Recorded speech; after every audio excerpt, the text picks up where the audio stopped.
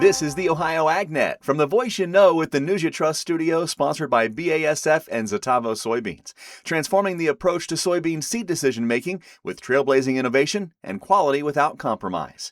I'm Ty Higgins.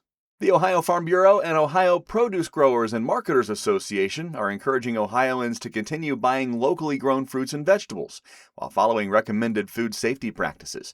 The groups say Ohio is home to hundreds of farms producing fresh fruits and vegetables, and those families play an important role in feeding consumers across the state. This message comes as health officials investigate the national outbreak of a foodborne illness. Produce growers supplying retail food chains follow strict food safety protocols and are regularly audited by government agencies, independent firms, and in many cases, their own customers.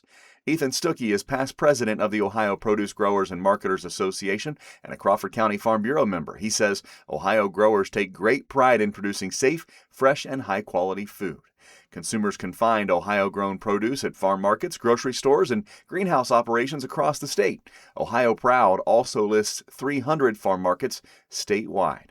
Health officials recommend washing your hands before and after preparing fresh produce, thoroughly rinsing fruits and vegetables under running water, and promptly refrigerating produce that's been cut, peeled, or cooked.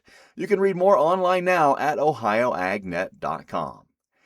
The fourth and final day of the Ohio Crop Tour is today as they travel the southeast part of the state. We check in now with Joel Penorwood. Joining us right now, Taylor Dill. She's been on every day of the crop tour so far. Taylor, as we're wrapping up things today and going along on our final stops, what are your thoughts overall? The northern part of the state, Mercer County and above, the crops are not quite as far along as we've been seeing here in the south. Fairly consistent yield projections up north and down south, just a little bit different in timing. In the northern part of the state, I would say if we get some really good, probably September rains, we'll finish out well in both crops. But pending that, we're not sure. But here in the southern part of the state, I would say the crop is about made already and want a little bit consistent rain to fill out the rest of those bean pods, and I think it'll be pretty good down here. Made already, and I think made pretty well. I'm impressed with the yields we're seeing. Mm-hmm, absolutely.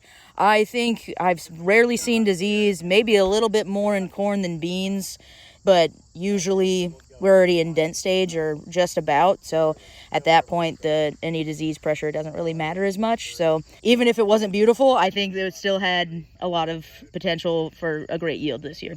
Stop-by-stop results online at ohioagnet.com. Of course, the Ohio Crop Tour brought to you by Field Leader, a project of the Ohio Soybean Checkoff. We'll keep you updated all as the last day of the Ohio Crop Tour continues along in the southeast part of the state as we give you the results. I'm Joel Penorwood for the Ohio AgNet. Thank you, Joel. Let's get a check of the forecast now. A little bit better today. Brought to you by Seed Genetics Direct, the #1 fastest growing and largest Ohio-based independent seed company. Here's Ryan Martin. I'm looking for the atmosphere to reload late this afternoon, evening, and overnight. However, that should not bring moisture back into Ohio until we get probably in that 2, 3, 4 a.m. time frame.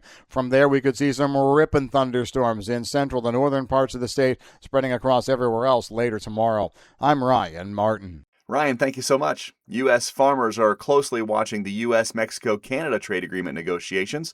Virginia Houston is Senior Director of Congressional Affairs for American Farm Bureau. She says Mexico and Canada as trading partners are vital to the success of U.S. farmers. It's critically important for U.S. agriculture. Since the precursor agreement to USMCA, NAFTA, went into place in the early 90s, U.S. ag exports to those two markets have absolutely skyrocketed from about $9 billion in 1993 to nearly $60 billion in 2024. Houston said it's hard to put a timeline on how long the negotiations could go on, or if there will be an agreement anytime soon. So the U.S. has held 3 rounds of bilateral negotiations with Mexico. Canada is not yet formally at the table, but the Canadian Trade Minister has been in Washington, D.C. several times over the past few weeks to meet with his counterpart. And the hope is that these bilateral negotiations will soon turn into trilateral negotiations between the 3 countries. Back with markets and analysis next on the Ohio AgNet. Looking for heavy equipment but don't know where to buy? Purple Wave Auction has you covered. Always online and always no reserve. It's your destination for construction or ag equipment ready to work. We even sell semis, trailers, and fleet equipment for your operation. Best part? It's free to join. Head to purplewave.com. That's purplewave.com. Sign up for a free account and start bidding today. Purple Wave Auction, the easiest and most straightforward way to buy and sell equipment. Today's market analysis is brought to you by Louis Dreyfus Company in Upper Sandusky, opening to receive soybeans starting September 1. Ohio farmers plan to get your RFID tag the week of August 24th from 8 a.m. to 5 p.m. Call 419-731-7100 to find out more. Perhaps the biggest surprise in yesterday's World Ag Supply and Demand report, the sharp rise in planted and harvested acres, with the combined 3.2 million acre rise in corn and soy area leading to a record large 183.5 million acres being planted across the country. A check of midday markets on the Ohio AgNet brought to you by FS Envision and High Soy. Seed made for this ground. Learn more at fsseed.com/Ohio. Corn, beans, and wheat still trying to find its footing after yesterday's WASDE report. The corn is lower by 7 to 8 cents. The beans down by a penny to a penny and a quarter, and wheat lower by 4 to 4.50. Live cattle lower by 2 to 2.50. The lean hogs down about $1.50, and feeders off by 1.82 for the front month September. This is the Ohio AgNet.